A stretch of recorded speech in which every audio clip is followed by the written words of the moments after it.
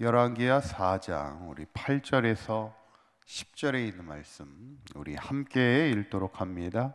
하루는 엘리사가 수넴에 이르렀더니 거기에 한 귀한 여인이 그를 간권하여 음식을 먹게 하였으므로 엘리사가 그곳을 지날 때마다 음식을 먹으러 그리로 들어갔더라. 여인이 그의 남편에게 이르되 항상 우리를 지나가는 이 사람은 하나님의 거룩한 사람인 줄을 내가 아노니 청하건대 우리가 그를 위하여 작은 방을 담 위에 만들고 침상과 책상과 의자와 촛대를 두사이다. 그가 우리에게 이르면 거기에 머물리이다 하였더라. 아멘. 우리 지난 시간에 이제 엘리사가 선지자의 제자의 가정에 어려움이 있을 때 모든 그릇에 기름을 가득 채워주시면서 그들의 필요를 또 어려움을 이길 수 있도록 인도하여 주심을 보게 되면서 우리가 하나님의 사람으로 살아갈 때에도 어려움은 있지만 하나님은 하나님의 사람을 지키시고 또 필요한 모든 것을 채워주시는 하나님이심을 우리가 보게 되죠. 오늘 본문은 또 엘리사가 수넴이라는 곳에 이르게 될 때 또 한 번의 기적을 일으키는 것을 보게 되는데 8절에 있는 말씀을 보면 엘리사가 수넴에 이르렀을 때 한 귀한 여인을 만나게 되는데요. 그녀가 엘리사를 늘 강권하여서 음식을 먹게 하였다는 거예요. 그래서 그곳을 지날 때마다 음식을 먹으러 그 여인의 집에 들어갔다, 이렇게 성경에 기록됩니다. 엘리사에게는 얼마나 든든한 여인입니까? 이 선지자가 그 당시에 거처가 딱 있는 것도 아니고 또 이렇게 풍족한 인생을 살아가는 것도 아닌데 아마 사역을 위해서 이렇게 지역을 다니면서 말씀을 이렇게 전하며 살아가는 것이 이제 선지자의 인생인데 그곳을 지날 때마다, 그러니까 자기 집을 지날 때마다 항상 강권하여서 자기 집에서 음식을 먹을 수 있도록 그렇게 이야기하는 겁니다. 그러니까 엘리사도 그곳을 지날 때마다 그 음식을 먹으러 들어갔다. 어쩌면 그 여인의 진심을 아마 느꼈던 것 같아요. 그래서 그곳에 항상 음식을 대접받게 되고 거기에뿐만 아니라 10절에 있는 말씀을 보면 그녀가 작은 방, 이 사람은 하나님의 사람인데 우리가 잘 섬겨야 되지 않겠냐 그러면서 작은 방을 하나 만들어서 아예 거기에서 머물 수 있도록 거처를 마련해 주는 것을 보게 됐죠. 참 든든한, 엘리사에게는 참 든든한 귀한 동역자입니다. 과거에 사도 바울도 빌립보에 이르렀을 때 루디아라는 여인을 만나서 그 여인과 함께 귀한 동역을 이루어가는 것을 보면 하나님이 참 귀한 동역자들을 이렇게 붙여주시는 것을 보게 되고 또 하나님의 사역자들에게는 참 좋은 동역자를 만나는 것도 참 귀한 복인데 저는 이 여인을 이렇게 보면서 음식도 강권하고 또 이렇게 귀한 거처도 마련해 주는 것을 보면 이 섬김도요, 열정이 있어야 됩니다.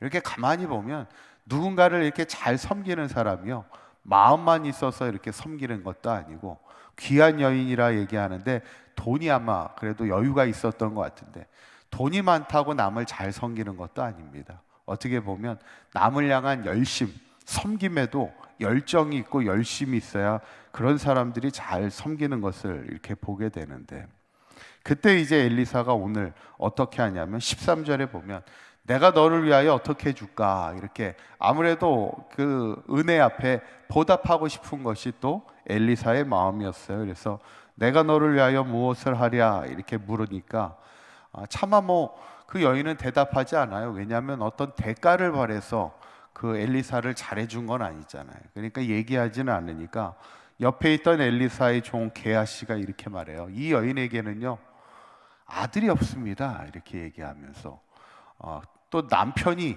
나이가 많아 늙어 있어요, 이렇게 얘기하죠.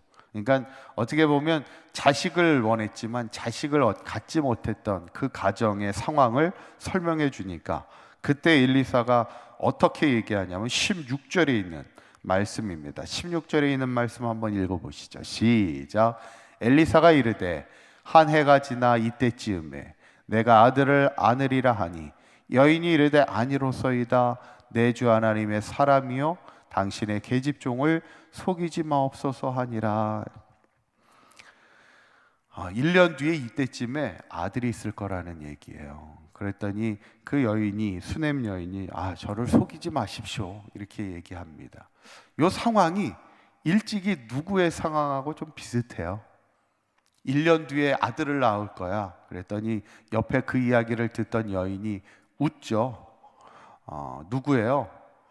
아브라함의 아내였던 사라입니다. 하나님이 아브라함에게 이삭을 낳을 것을 99세에 예고하시죠. 1년 뒤에 낳을 것을. 그때 옆에 듣던 사라가 웃습니다. 왜 웃었겠어요? 불가능한 상황을 하나님이 해주신다니까 그게 믿어지지 않는 거죠. 이미 둘 다 나이가 많았고, 아브라함도 마찬가지고, 지금 태의 문이 닫혀 있었던 상황에서 아들을 주신다니까 웃을 수밖에 없었고, 오늘 수넴 여인도 마찬가지죠. 그럴 때 하나님이 어떻게 역사하세요? 17절에 있는 말씀을 보면 이렇게 나옵니다. 한번 읽어보시죠. 시작.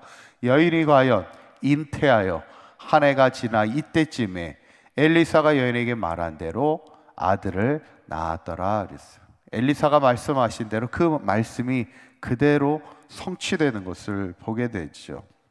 어쩌면 사라가 이삭을 낳는 것이나 오늘 그 수넴 여인이 아들을 낳는 것이나 어쩌면 바랄 수 없는 중에도 하나님께서 그것을 해결해 주시고 그들에게 큰 기쁨의 아이를 주시는 것을 보면, 특별히 오늘은 또 엘리사의 기도를 통해 아이를 낳으니 얼마나 이 여인에게는 큰 기쁨입니까?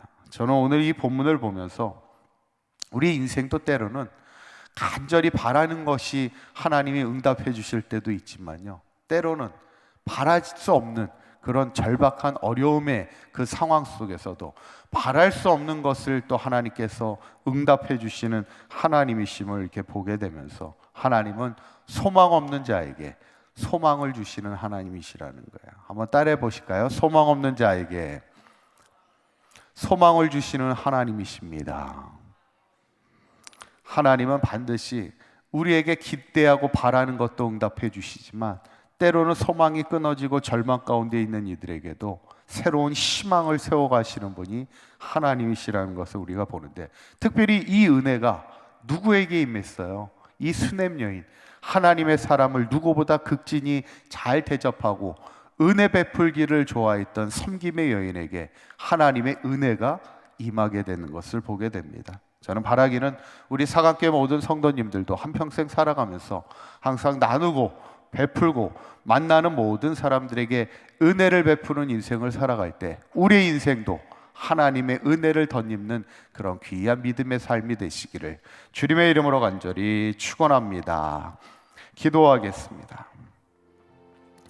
소망 없는 자에게 소망을 주신 하나님, 오늘 수넴 여인에게 바랄 수 없는 중에도 하나님의 은혜가 임하는 것을 보게 되면서 우리의 삶도 한평생 하나님의 은혜를 누리는 삶이 되기를 원합니다. 우리가 받은 은혜 한평생 나누고 베풀고 돕고 선교하는 아름다운 축복의 통로된 삶이 되게 하여 주셔서, 하나님, 우리 가운데 늘 하나님의 풍성한 은혜를 누리며 간직하며 하나님의 말씀이 성취되는 복된 삶을 살아가는 우리 사강교회 모든 성도들 되게 하여 주옵소서. 오늘 하루도 주님과 동행하는 복된 하루가 되게 하여 주실 줄 믿사오며 우리 주 예수 그리스도의 이름으로 기도하옵나이다. 아멘.